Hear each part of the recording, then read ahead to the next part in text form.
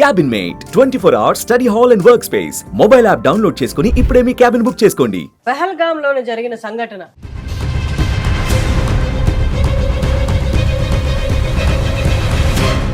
అమిత్ షా గారు కూడా తప్పనిసరిగా హైదరాబాద్లో ఉగ్రమూలాలు ఉన్నాయేమో చూసుకోండి అనే విధంగా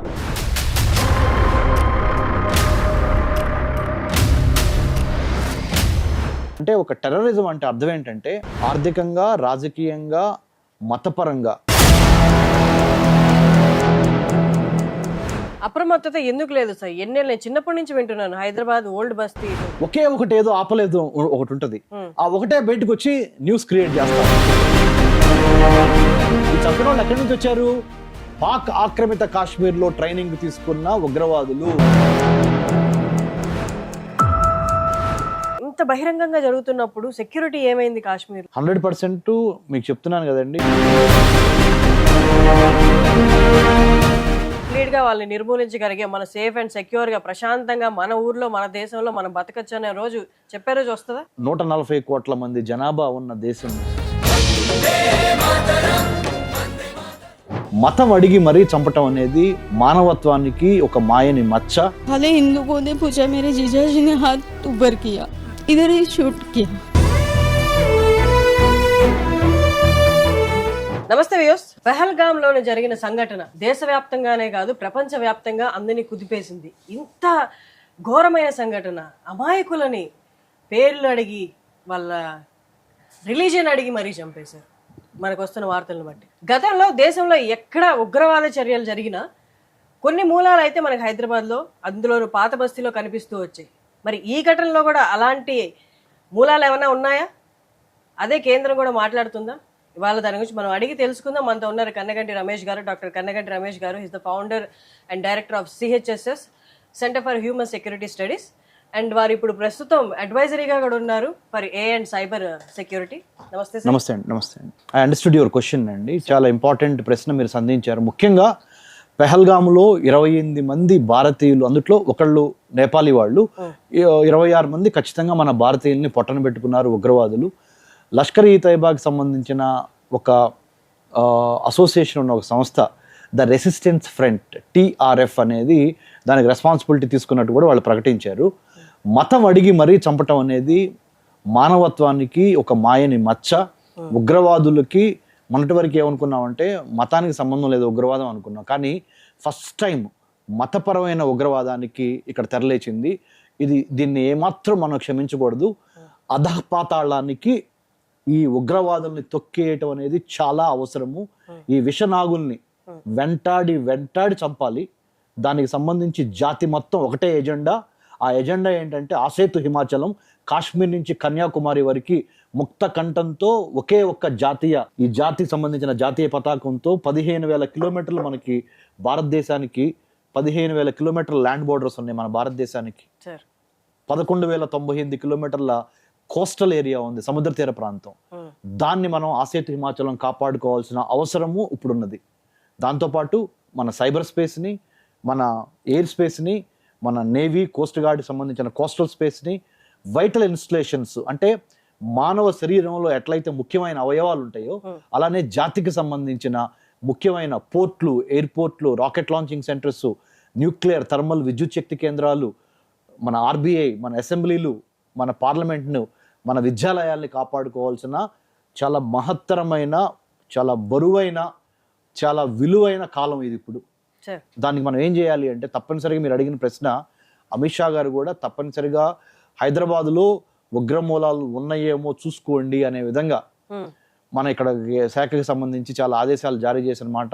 దాంట్లో భాగంగా మనము గతంలో ఏ టెర్రరిస్ట్ ఇన్సిడెంట్ చూసినా, అది దిల్సుఖ్ నగర్ కానివ్వండి, లేకపోతే లుంబినీ పార్క్ కానివ్వండి, గోకుల్ చాట్ కానివ్వండి, మనం హైదరాబాదులు has been at the receiving end of the terrorist incidents. Unfortunately అలాంటిది మళ్ళీ జరగకుండా right now the current chief minister Shri Revanth Reddy గారు and the current DGP of Telangana doctor Jitendra గారు, they have been playing an important role, proactive role in countering terrorism and also spreading religious tolerance. మతాల మధ్య విద్వేషం లేకుండా హిందువులు, Muslims కలిసి ఉండే విధంగా కూడా ఒక రకమైన ఆ సెక్యులర్ ఫ్యాబ్రిక్ని కాపాడతాం, అంటే advancing liberal thoughts for the nation building అనే విధంగా పనిచేస్తున్న విషయం మనకు తెలిసిందే. కాబట్టి మనం చాలా జాగ్రత్తగానే ఉన్నాము. మనం కూడా Hyderabad is the real estate capital, pharma capital, film capital, defence capital, Biotech capital, అన్నిటికీ మించి ఇన్ని రకాల విషయాలు ఇక్కడ ఉన్నాయి. కాబట్టి మనం చాలా జాగ్రత్తగా మనం హైదరాబాద్ని కాపాడుకోవాల్సిన అవసరం ఉన్నది, ఇలాంటి ఉగ్రమూలాలు లేకుండా. ఆ విధంగా ప్రజలందరూ కలిసి పనిచేయాల్సిన అవసరం ఎంతైనా ఉన్నది. తప్పనిసరిగా ఇల్లీగల్గా బంగ్లాదేశీలు కానీ, ఇల్లీగల్గా సెంట్రల్ ఏషియన్ కంట్రీస్ నుంచి కానీ, ఆఫ్రికన్ కంట్రీస్ నుంచి కానీ ఎవరు ఇల్లీగల్గా ఉన్నా వాళ్ళని మనము ఇక్కడి నుంచి తరిమి కొట్టాల్సిన అవసరం ఎంతైనా ఉన్నది. ఇల్లీగల్గా ఉన్న వాళ్ళని అంటే ఈ సెంట్రల్ ఏషియన్ కంట్రీస్ అయిన కిర్గిస్తాన్, తుర్కమెనిస్తాన్, ఉజ్బెకిస్తాన్, ఆఫ్ఘనిస్తాన్, మన ఆఫ్ఘనిస్తాన్ నుంచి కానీ, పాకిస్తాన్ నుంచి కానీ, బంగ్లాదేశ్ నుంచి కానీ, బంగ్లాదేశ్కి భారతదేశానికి 4000 కిలోమీటర్ల భూ సరిహద్దు ఉంది. బంగ్లాదేశ్లో సివిలియన్ గవర్నమెంట్ పడిపోయింది. ఇంటీరియర్గా ఇప్పుడు మహమ్మద్ యూనస్ అక్కడ రాజ్యం చేస్తున్నారు. సో తర్వాత భారతదేశానికి పాకిస్తాన్కి 3323 కిలోమీటర్ల భూ సరిహద్దు ఉంది. LOC అంటారు, లైన్ ఆఫ్ కంట్రోల్. దాన్ని జాగ్రత్తగా మనం ఇప్పుడు కాపాడుకోవాలి. చైనాతో మనకి 3488 కిలోమీటర్ల భూ సరిహద్దు ఉంది. దాన్ని LAC అంటారు, లైన్ ఆఫ్ యాక్చువల్ కంట్రోల్. వీటన్నిటిని కాపాడుకుంటా మనము ప్రతి పౌరుడు కాపాడుకోవడం మనం చేస్తూ ఉన్నాం, ఆల్రెడీ జరుగుతున్నాయి. కానీ వాళ్ళు ఆల్రెడీ లోపలికి వచ్చేసరి జరిగిపోయింది కదా సంఘటన. ఇప్పుడు జరిగిపోయిన సంఘటన గురించి మనం మాట్లాడదాము. ఆల్రెడీ అందరూ చూస్తూ ఉన్నారు. హైదరాబాద్ ఎందుకు ముఖ్యంగా వినిపిస్తుంది, హైదరాబాద్ లో ఏం జరుగుతుంది? స్లీపర్ సెల్స్ అంటారు, పాకిస్తాన్ వాళ్ళే ఇక్కడ ఉన్నారంటారు, బంగ్లాదేశీ వాళ్ళు ఇక్కడ ఉన్నారంటారు. ఇది ఎంతవరకు వాస్తవం? ఉన్నారా అంటే కొంతమంది పాకిస్తాన్ నుంచి చాలా తక్కువ అండి. బంగ్లాదేశ్ నుంచి వచ్చిన రోహింగ్యా ముస్లిమ్స్ కొంతమంది హైదరాబాద్లో ఉండటం అనేది మనం ఎప్పటి నుంచో చూస్తున్నాము. వాళ్ళు పొట్టకూటి కోసం వస్తారు జనరల్గా వచ్చినప్పుడు. కానీ over a period of time వాళ్ళకి ఏదైనా వృత్తి దొరకపోయినా, జాబులు దొరకపోయినా వాళ్ళు వేరే దిశగా మారే అవకాశం ఉంది. కాబట్టి వాటి మీద మనం దృష్టి పెట్టాలి, నిఘా పెట్టాలి. స్లీపర్ సెల్స్ అనే మాటని కరెక్ట్గా వాడారు. అంటే ఒక టెర్రరిజం అంటే అర్థం ఏంటంటే ఒక మతాన్ని కానీ, మత లక్ష్యం కానీ, టెరిటరీ లక్ష్యం కానీ, టెరిటరీ అంటే భూభాగాన్ని ఆక్రమించడం కానీ, ఫైనాన్షియల్ గోల్ అంటే ఆర్థికంగా కానీ, ఆర్థికంగా, రాజకీయంగా, మతపరంగా కొన్ని లక్ష్యాలు సాధించాలి అంటే హింస అనే ఒక ఆయుధాన్ని వాడి ఈ ఉగ్రవాదం అనేది బయటకు వచ్చింది అనమాట. ఉగ్రవాదం అంటే nothing but using violence as a tool to achieve religious, political, territorial and economic ends. ఇది ఉగ్రవాదానికి నిర్వచనం. Using violence as a tool అంటే హింసని ఆయుధంగా వాడి ప్రజల్ని భయభ్రాంతుల్ని చేసి, వైలెన్స్తో అంటే హింసతో మిమ్మల్ని నేను మార్చాలనుకోవటం, మిమ్మల్ని నేను చంపాలనుకోవటం, మిమ్మల్ని నేను భయపెట్టాలనుకోవటమే ఉగ్రవాదం. దీన్ని కుకట వేళతో సహా పెకిలించాలి అంటే మనం ఏం చేయాలంటే అప్రమత్తత, నిర్లిప్తత పనికిరాదు. అప్రమత్తత ఎందుకు లేదు సార్? ఎన్నేళ్ళు నేను చిన్నప్పటి నుంచి వింటున్నాను. హైదరాబాద్ ఓల్డ్ సిటీలో ఇప్పటికీ, పాత బస్తీలో ఇప్పటికీ ఉన్నారు. చిన్నప్పటి నుంచి వింటున్నాను, ఇప్పుడు వింటున్నారు. మరి ఎన్ని రోజులు అప్రమత్తత? ఎందుకని మనం నిర్మూలించలేకపోతున్నాం? ఆల్రెడీ ఉన్నారని అంత కన్ఫర్మేషన్ తో వార్తలు వస్తున్నప్పుడు. అవును, చాలా వరకు ఏమవుతుందంటేనండి 100 దాడులు జరిగినాయి అనుకోండి, 99 దాడుల్ని అంటే ఉగ్రవాదుల వైపు నుంచి మనం ఏదో 100 దాడులు జరిగింది అనుకుందాం. 99 దాడుల్ని పోలీస్ డిపార్ట్మెంట్ వారు, IB ఇంటెలిజెన్స్ బ్యూరో వారు, మిగతా లా ఎన్ఫోర్స్మెంట్ ఏజెన్సీస్ సక్సెస్ఫుల్ గా ఆపగలుగుతాయి. ఒకే ఒకటి ఏదో ఆపలేదు ఒకటి ఉంటది, ఆ ఒకటే బయటకు వచ్చి న్యూస్ క్రియేట్ చేస్తా ఉంటది. కానీ 99 ఆపిన విషయము మీకు తెలియదు, నాకు తెలియదు. పోలీస్ డిపార్ట్మెంట్ మనకి చెప్పదు కూడా, ఎందుకు చెప్పాల్సిన అవసరం కూడా లేదు. మనల్ని కాపాడతాం వాళ్ళ ధర్మం. Police have to protect the society. They have been doing it.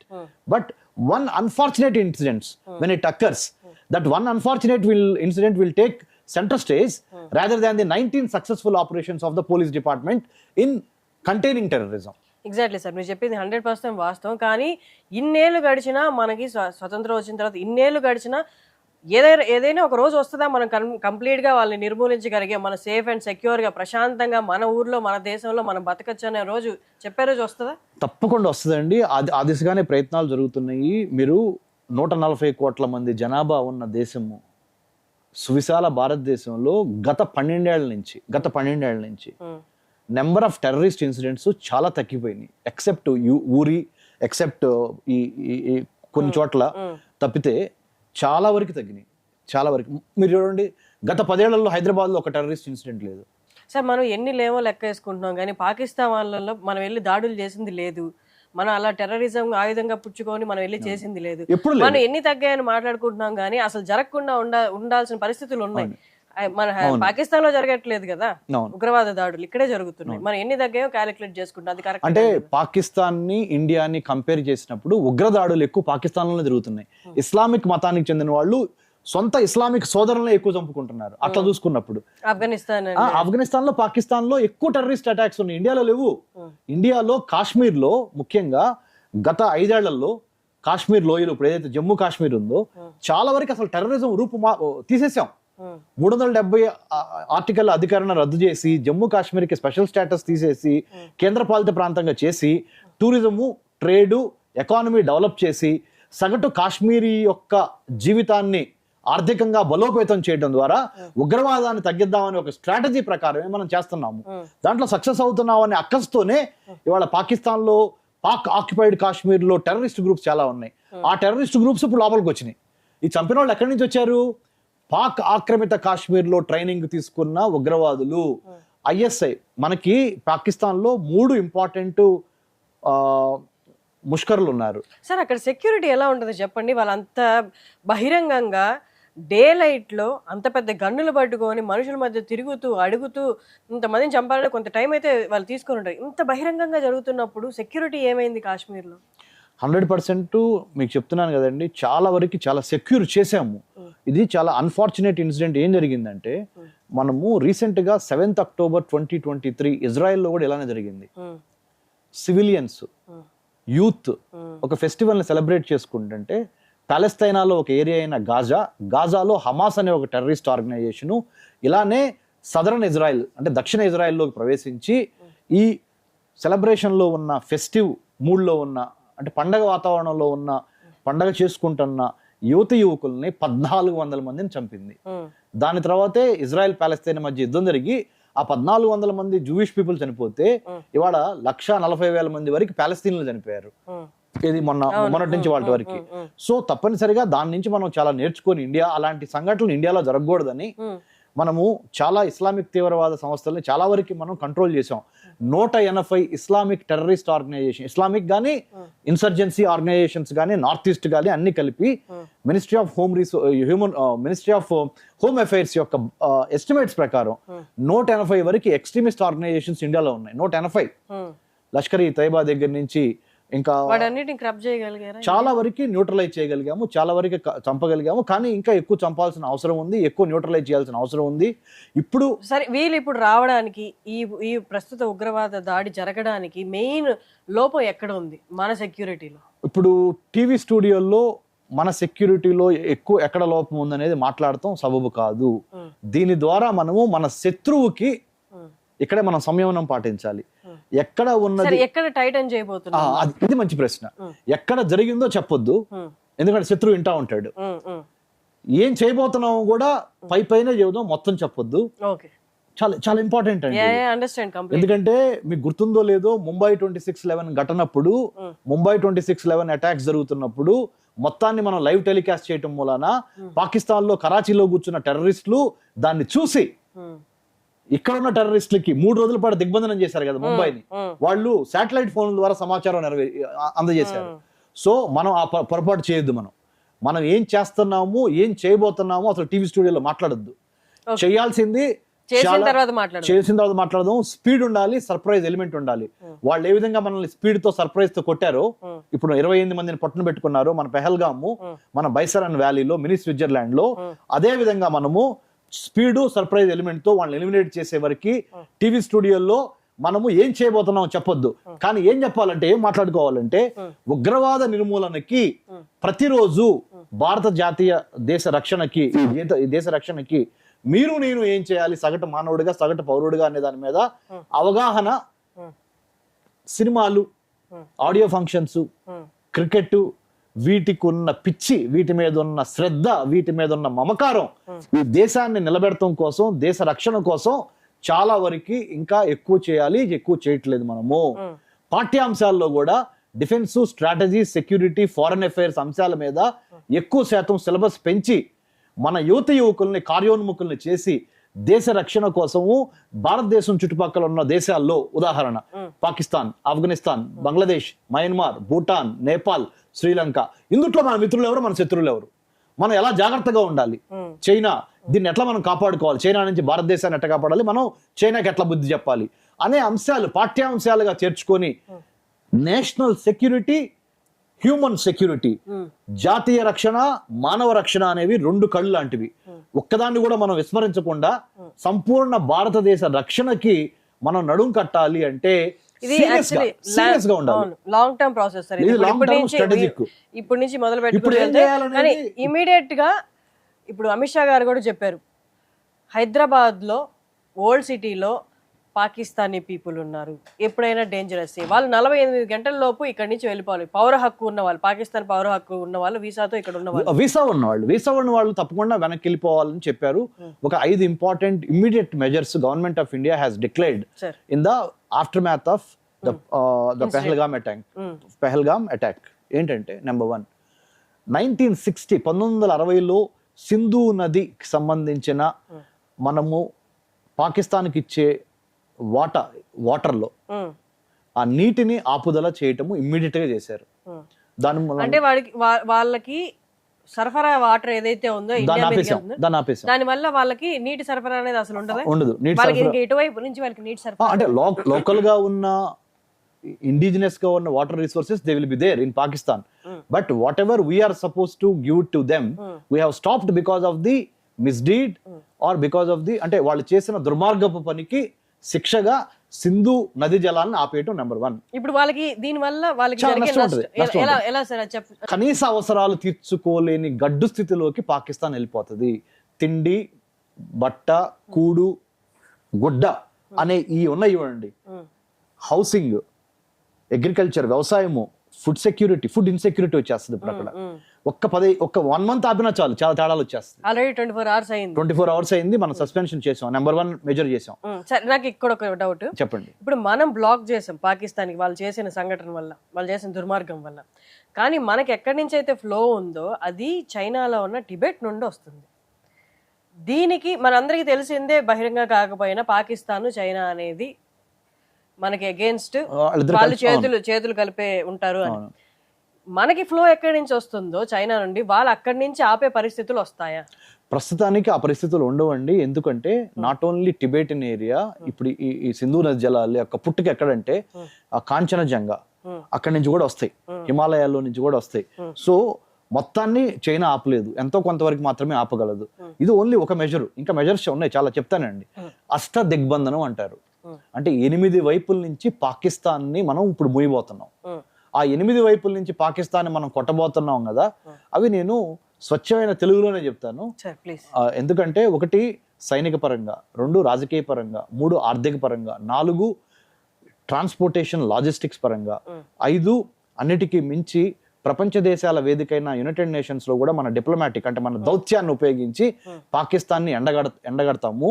ఇంకోటి ఏంటంటే ఆల్రెడీ అమెరికా, యూరోపియన్ యూనియన్ లోని 27 దేశాలు, ఇంకా చాలా దేశాలు భారత్ కు మద్దతుగా, ఎందుకంటే మానవత్వానికి ఇది ఒక సిగ్గుచేటు. మానవుడు అనేవాడు ఎవడు మతం పేరు చెప్పి ఇంకొక మనిషిని కాల్చడం అనేది. నవ వధువులు భర్తలను కోల్పోయారు, రిటైర్ అయ్యి 4 రోజులు సేద తీరుదామని కాశ్మీరీలైన మన ఆంధ్రప్రదేశ్ నుంచి, మన తెలంగాణ నుంచి వెళ్ళిన వాడు కూడా ప్రాణాలు కోల్పోయారు. మనం ఒకసారి పాయింట్స్ మాట్లాడుకుందాం. సో ఈ 5 పాయింట్లో మొదటి పాయింట్ సింధు నది జలాలు, రెండో పాయింట్ 48 గంటల్లో పాకిస్తానీ వీసా ఉన్నవాళ్ళు, అంటే పాకిస్తానీ నేషనల్స్ భారతదేశంలో ఉన్నవాళ్ళు 48 hours లో ఫ్లైట్ ఎక్కి, లేకపోతే వాగా బోర్డర్ ద్వారా వెళ్తారా, ఫ్లైట్ ఎక్కి వెళ్తారా, ఎట్లా వెళ్తారా అనేది మనకు అనవసరం. They have to go back to their country. తర్వాత పాకిస్తాన్ హై కమిషన్ న్యూఢిల్లీలో ఉంటుంది, అందుట్లో ఉన్న స్టాఫ్ ని 30 to 40% వరకు తగ్గించేసేసి వాళ్ళ వెనక్కి పంపించేసేసాం. స్టాఫ్ డ్యూటీస్ ఏంటంటే they have to take care of the India Pakistan bilateral relations, ద్వైపాక్షిక సంబంధాలు, అంటే ఆర్థిక, వాణిజ్య, వర్తక, సాంస్కృతిక, సాంఘిక సంబంధాల కోసం పనిచేసే హై కమిషన్ లో ఉన్న స్టాఫ్ ని తగ్గిస్తామంటే అర్థం ఏంటంటే ఆ హై కమిషన్ ఎందుకు పని చేయదు, నిర్వీర్యం అయిపోద్ది. It becomes useless, it becomes a point of no return. So that's what we have done. So diplomatically దౌత్యపరంగా భారతదేశం చేయాల్సినవన్నీ టకటగా ఇంపార్టెంట్ 5 points లో చేసేసింది. ఇంకోటి ఏంటంటే హైదరాబాద్ కానీ, అహ్మదాబాద్ కానీ, లేకపోతే ఔరంగాబాద్ కానీ, లేకపోతే ముంబై కానీ, ఇంకెక్కడెక్కడ ఇంపార్టెంట్ నగరాలు ఉన్నాయో భారతదేశంలో, అక్కడ ఉన్న పాకిస్తానీలకి అంటే టూరిజం కోసం వచ్చిన, ముఖ్యంగా మెడికల్ టూరిజం కోసం ఎక్కువ వస్తున్నారు. వాళ్ళ దగ్గర సరైన వైద్య సదుపాయాలు లేక మన హైదరాబాద్ వచ్చే వాళ్ళలో ఎక్కువ మంది రోగాలు జబ్బులు తగ్గించుకోవడానికి వస్తున్నారు. సెంట్రల్ ఏషియా నుంచి వస్తున్నారు, పాకిస్తాన్ నుంచి వస్తున్నారు, ఆఫ్ఘనిస్తాన్ నుంచి వస్తున్నారు, ఆఫ్రికా నుంచి కూడా వస్తున్నారు. ముఖ్యంగా Hyderabad has become the medical tourism hub. ఆ మెడికల్ టూరిజంకి వచ్చే కూడా ఇప్పుడు అయిపోతాయి. అంటే దుర్మార్గమైన పని చేయటం మూలాన యద్భావం తద్భవతి, as you sow so you reap, whatever you think you become. ఆ టెర్రరిస్టులు చేసిన దుర్మార్గ పని మూలాన సగటు సామాన్య పౌరుడు అయిన పాకిస్తాన్ లో ఉన్న నార్మల్ సామాన్య పౌరులకి కూడా దెబ్బ తగిలి వాళ్ళు కూడా వాళ్ళ గొయ్యి వాళ్ళు తవ్వుకున్నారు. అంతే కదా సార్, ఇక్కడ మనకి జరిగింది కూడా సామాన్యుడికే కదా, అంతే, మనకు జరిగింది అభోశుభం తెలియని వాళ్ళనే కదా పిలిచి మరి కాల్చి చంపారు. అందుకని నేను చెప్తున్నాను మేడం, ఇప్పుడు ఈ ఒక్క విషయంలో సార్ ఇంతకు ముందు టెర్రర్ అటాక్స్ ని ఎక్స్క్లూడ్ చేసి ఈ ఒక్క విషయంలో దేశం అంతా ఏకమైంది సార్. ఒకటే కావాల్సిందే రివెంజ్ కావాల్సిందే. హర్షిని గారు, ప్రపంచం ఏకమైంది, exactly sir, including Saudi Arabia. అవును, ఇస్లాం మతానికి మక్కా మదీనా ఉన్న పవిత్ర స్థలం ఇస్లాంకి Saudi Arabia. Saudi Arabia king కూడా మోడీ గారిని సాధారణంగా ఆహ్వానించి ఆ టెర్రరిస్టులు చేసిన తప్పు, వాళ్ళని క్షమించొద్దు, మేమేం చేయాలి చెప్పండి వాళ్ళని ఎలిమినేట్ చేయడానికి. అంటే మీరు అర్థమవుతుందా మేడం? కంప్లీట్ ప్రపంచం మొత్తం భారతదేశానికి ఫుల్ సపోర్ట్ ఉంది. ఈ సపోర్ట్ ను ఉపయోగించుకొని మనం ఇప్పుడు ఏం చేయాలి అంటే పాక్ ఆక్రమిత కాశ్మీర్ ని అధపాతాళానికి తొక్కాలి. అక్కడ టెర్రరిస్ట్ క్యాంపుల్ని వెళ్ళి వెతికి ప్రెడిటరీ అంటారు, PRADATORY ఇంగ్లీష్ లో. అంటే ఏంటి తెలుసా? వెతికి వేటాడి, సింహం వేటాడిద్దే అలా వేటాడి. ఆల్రెడీ ఇవాళ వాళ్ళతో సంబంధాలు ఉన్న లోకల్ టెర్రరిస్ట్ ఇంటి మీద బాంబు వేశారు. అదే కాదు, ఇప్పుడు మీరు చూస్తా ఉంటారు రాబోయే రోజుల్లో, మనం అన్ని చెప్పకూడదు టీవీ స్టూడియోస్ లో, చెప్పా కదా, స్పీడ్ సర్ప్రైజ్, ఈ 2 ఎలిమెంట్స్ ఉంటాయి రాబోతున్న అటాక్స్ లో. ఏం జరుగుతుందో మనం ఓన్లీ చూద్దాము. మనం మటుకి ఇక్కడ చాలా జాగ్రత్తతో, ఇక్కడున్న ఇంటి దొంగని ఈశ్వరుడైనా పట్టలేడు అంటారు, ఇంటి దొంగని ఈశ్వరుడైనా పట్టలేడు. అదే మేజర్ టాస్క్. ఇప్పుడు అజిత్ దోవల్ గారి స్ట్రాటజీ ఏంటి? ఇంటి దొంగని ఎలా పట్టాలనుకుంటున్నారు? ఖచ్చితంగా పడతారా? 100%. అందులో హర్షిని గారికి, రమేష్ కన్నెగంటికి ఇద్దరికి దాంట్లో రోల్ ఉంది. ప్రతి ఒక్క భారతీయ పౌరురాలకి ఇంటి దొంగన పడటంలో రోల్ ఉంది. అదే మనం చేయాల్సింది. ఆ పని మనం చేయకుండా ఇప్పుడు వరకు ఏం చేసామో తెలుసా madam? Only army, navy, air force వదిలేసాం. టెర్రరిస్టుల్ని ఆర్మీ, నేవీ, ఎయిర్ ఫోర్స్ కి, పోలీస్ కి, ఇంటెలిజెన్స్ కి రాక వదిలేసాం. ఇప్పటి నుంచి అది కాదు. 2025 ఏప్రిల్ 22 తర్వాత నుంచి మొత్తం నేరేటివ్ మొత్తం మారిపోయింది. The current narrative will have to include a common man like you and me, and also a very spirited TV channels, media, electronic media, print media, including Suman TV, will have to blow the whistle against this menace called terrorism. ఖచ్చితంగా sir, మానవత్వం ఉన్న ప్రతి ఒక్కరు, అది ఛానలే కాదు, మనిషిగా పుట్టిన ప్రతి ఒక్కరు అదే సపోర్ట్ చేస్తారు. అండ్ ఇంకొక విషయం మనం మాట్లాడుకోవాలి. అక్కడ ఎవరైతే అటాక్ చేశారో అతను చేసిన వాళ్ళలో ఒకరికి ఇల్లు అనేది హైదరాబాద్ ఓల్డ్ సిటీలో ఉందని, వాళ్ళు ఓవైసీతో కనెక్షన్ లో ఉన్నారని, ఇది ఎంతవరకు వాస్తవం, నిజమేనా? ఇది నిజాలు అప్పుడే మనం మాట్లాడకూడదండి, కొంతవరకు వెయిట్ చేయాలి. Give another 48 hours to 72 hours, let it come.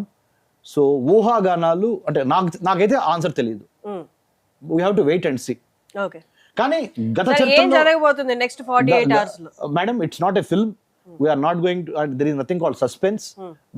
It is not a film, it is a reality. I'll tell you one thing. మనము టీవీ స్టూడియోస్ లో ఏం జరగబోతున్నది, ప్రభుత్వం ఏం చేయబోతున్నది, ప్రణాళికలు రిలీజ్ చేయొద్దు. కానీ ఎలా ఉండబోతుంది, మీరు ఇందాక అన్నారు రివెంజ్ అనేది ఎలా ఉండబోతుంది? ఎందుకంటే ప్రపంచం అంతా, ఈవెన్ మన దేశంలో అందరితో పాటు ప్రపంచం కూడా కోరుకుంటుంది ఏంటంటే సరైన బుద్ధి చెప్పాల్సిందే. We should not become a talking industry. India should not be known as a talking industry. Walk the talk. ఏం చెప్పే తక్కువ చెప్పండి, చేసేది ఎక్కువ చేయండి. తక్కువ చెప్పండి, ఎక్కువ చేయండి అనే స్ట్రాటజీ ఇప్పుడు అమల్లోకి రాబోతున్నది. చూద్దాం నెక్స్ట్ 48 hours లో ఏం జరగబోతుందో. సార్ అన్నట్టు, రమేష్ గారు అన్నట్టు, జరిగిన తర్వాతే, ఇంప్లిమెంట్ చేసిన తర్వాతే మనం కూర్చొని మాట్లాడుకుందాం. ఇది ఎందుకు ఇంప్లిమెంట్ చేశారు, దీని తర్వాత పరిణామాలు ఎలా ఉంటాయి పాకిస్తాన్ మీద, ప్రపంచం అంతా కోరుకుంటున్నది మనం అచీవ్ చేయబోతామా? మనం మట్టికి ఒక్కటి మాట, సారీ మేడం, మన గేటెడ్ కమ్యూనిటీస్ హైదరాబాద్లో మన మిగతా సివిలియన్ పాపులేషన్ చాలా అలర్ట్గా ఉండి మీ దృష్టిలో ఎటువంటి అనుమానాలతో తిరుగుతున్న వ్యక్తులు కానీ అనుమానాలతో ఉన్న సంఘటనలు కానీ ఉంటే you have to report to the government or to the police or to the law enforcement agencies. మీరు చేయాల్సిన పని, నేను చేయాల్సిన పని, మీరు చేయాల్సిన పని, మనం చేయాల్సిన పని ఈ దేశం కోసం ఏంటంటే ఇప్పుడు అలర్ట్గా ఉంటాము. ఎటువంటి అనుమానాలు వచ్చినా we have to tell the police department. Exactly, మన కోసం మనం అలర్ట్ గా ఉండాలి, మన తోటి వారి కోసం, అలాగే మన దేశం కోసం కూడా మనం అలర్ట్ గా ఉండాలి. Thank you so much. జై హింద్ మేడం. సుమన్ టీవీలో మీ పర్సనల్ అండ్ బిజినెస్ ప్రమోషన్స్ కోసం కింది నెంబర్కి కాంటాక్ట్ చేయండి.